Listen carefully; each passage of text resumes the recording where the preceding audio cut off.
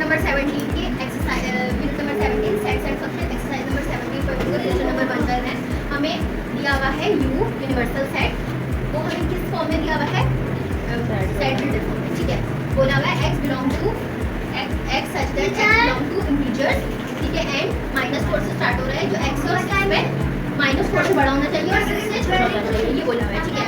और b में बोला हुआ है p belongs to b such that b belongs to even number 2 4 6 8 10, तो -2 से और इवन नंबर 2 और -+ दोनों ही होते हैं, ठीक है। तो माइनस इसकी लिमिट क्या दी हुई है? -4 से लेके हमें यहाँ पे क्या दी है 6 तक, -4 से बड़ा होना चाहिए और 6 से छोटा होना चाहिए, इक्वल टू ना, ठीक है। यहाँ पे हमें नीचे एक साइन दी हुई है इक्वल टू की, तो ग्रेटर देन इक्वल टू और लेस देन इक्वल टू की साइन नहीं देना।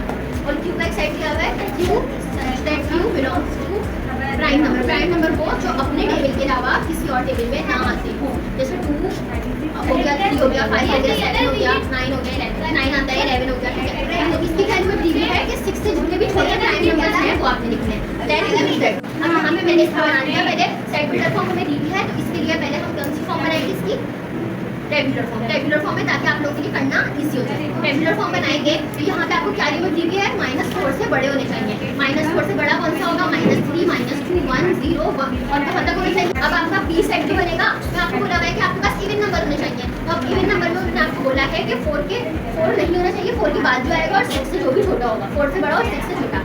तो प्राइम नंबर में 4 से बड़ा -4 से बड़ा -2 आ जाएगा, उसके बाद 0 आ जाएगा। प्राइम नंबर के 0 आने के बाद मैं आप लोगों को पहले क्लियर कर चुकी थी, ठीक है। उसके बाद आ जाएगा 2 और 4, 6 तो हम नहीं लिख सकते, ठीक है।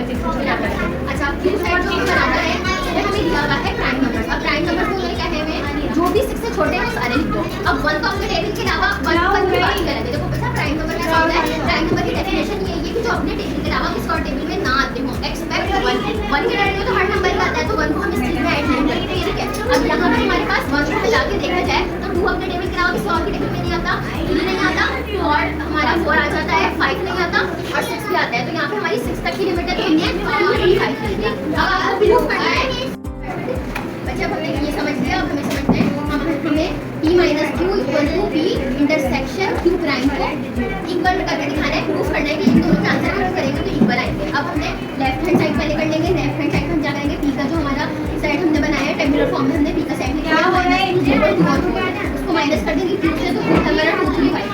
तो जब माइनस करते हैं जो सेम होते हैं कॉमन होते हैं उनको कट कर देते हैं, और जो भी पहले सेट का जो भी जितने भी एलिमेंट्स बचते हैं उनको लिख लेते हैं। तो पहले सेट में -2 0 और 4 बचे तो हमने लिख लिया, ये हमारा लेफ्ट हैंड साइड निकल गया। अब राइट हैंड साइड के लिए बच्चे हम क्या करेंगे? इंटरसेक्शन क्यू प्राइम कैसे निकालते हैं? इसको हम ये साइन होता है ना, इसको हम प्राइम कहते हैं। यूनिवर्सल सेट से हम जिसका भी प्राइम निकालना होता है हम इसको माइनस कर देते हैं, तो यहाँ पे हम u - q कर देंगे, यूनिवर्सल सेट -2। अब यहाँ पे u हमारे पास है, पूरी लिख लिया हमने, u -3 -2 -1 0 1 2 3 4 5 और q की वैल्यू 3 3 5 लिख दी, ठीक है। अब यहाँ पे हम जब माइनस करते हैं तो जो कॉमन होता है वो कट कर देते हैं। यहाँ पे कॉमन था 2 3 और 5 और 2 3 5 ऐसे ठीक है, 2 3 5 कट हो गया। अब जो भी हमारे पास पहले सेट में बचता है वो हम पूरा ऐसे लिख लेते हैं। पहले सेट में हमारे पास क्या बचा? -3 -2 -1 0 1 4, ठीक है। अब क्या करना है बच्चा? आपको उसका इस q प्राइम का आपका इंटरसेक्शन लेना है p के साथ। पहले p इंटरसेक्शन में -2 0